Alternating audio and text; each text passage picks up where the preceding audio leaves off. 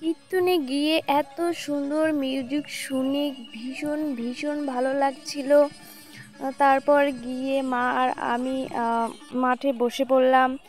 দেখছি সূর্য পূজা চলছে আর ভীষণ সবাই আনন্দ করছে। আর সূর্য পূজা হলো আমার একটা প্রিয় পূজা। আর আমি এই স্থানে ছোট্টবেলা থেকে সেই সূর্য পূজা করতাম। তো এবছর মায়ের কাজ থাকার কারণে সময় মতো আসতে পারিনি।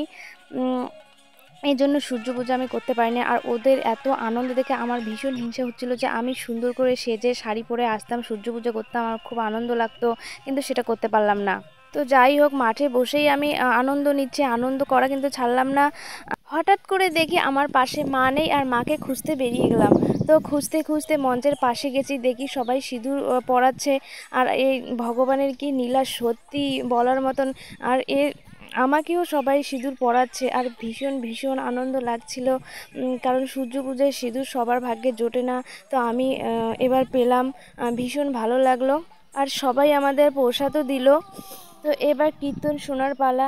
আর এই দিদিটার কীর্তন আমায় এত মুগ্ধ করেছিল যে বলার মতো না।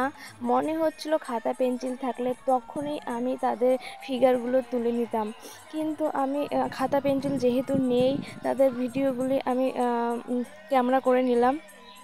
আর বাড়িতে এসে তার সেই দৃশ্য তার সুন্দর করে তোলার চেষ্টা করছি।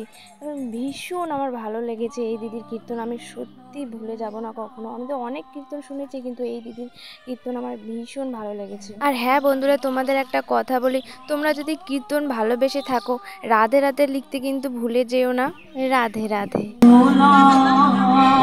জয় জয় কিশোর, জয় কিশোর।